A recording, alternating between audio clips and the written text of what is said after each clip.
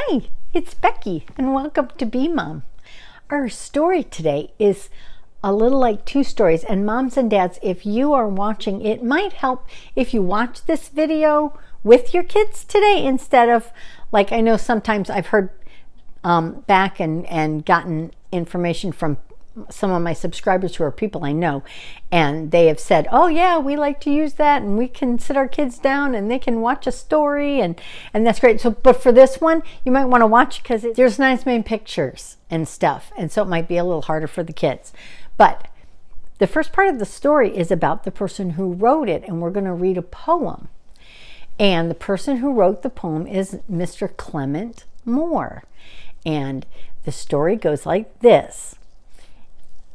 Long time ago, in the 1850s and 60s, this man worked for a newspaper, and he was a very serious man, and he worked hard for his newspaper and did a good job, and he wrote serious columns for adults and grown-up. That's what columnists do. They give you information about something and tell you their opinion and whether they think it's a good idea or not and why. And it's all very serious adult stuff. And so he did that well.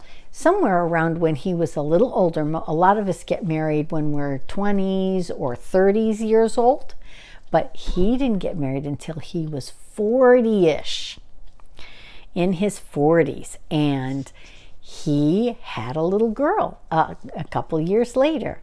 And he wanted to make sure she had something special for Christmas. So that year, one of the years when she was about 3 or 4 years old, the story goes, he wrote this poem for her for fun. And it is a very famous poem.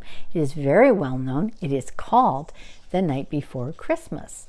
And it is a story about St. Nicholas. After we'll talk about who St. Nicholas, the actual person, was. And so here of the story. 'Twas the night before Christmas, and all through the house not a creature was stirring, not even a mouse. The stockings were hung by the chimney with care, in hopes that St. Nicholas soon would be there. The children all nestled all snug in their beds, with visions of sugar plums dance in their heads.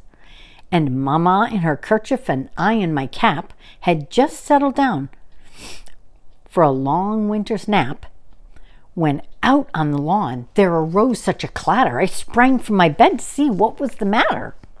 Away to the window I flew like a flash, tore open the shutters and threw up the sash.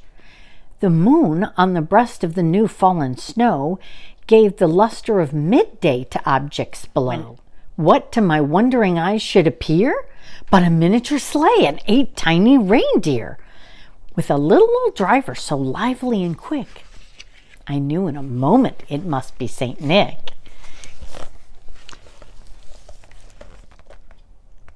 And there is the picture of St. Nick in his sleigh.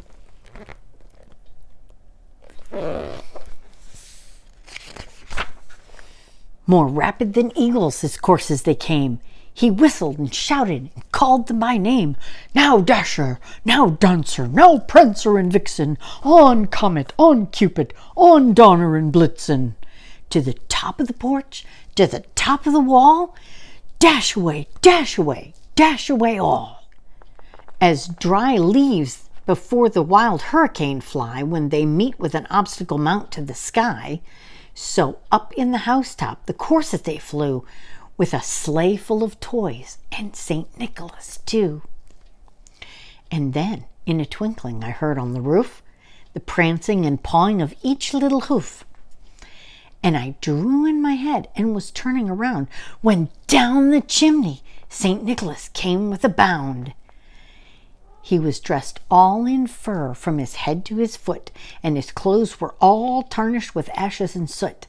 A bundle of toys he had flung on his back, and he looked like a peddler just opening his pack. His eyes, how they twinkled! His dimples, how merry! His cheeks were like roses, his nose like a cherry. His droll little mouth was drawn up like a bow, and the beard on his chin was as white as the snow. The stump of a pipe he held tight in his teeth, and the smoke, it encircled his head like a wreath. He had a broad face and a round little belly that shook when he laughed like a bowl full of jelly.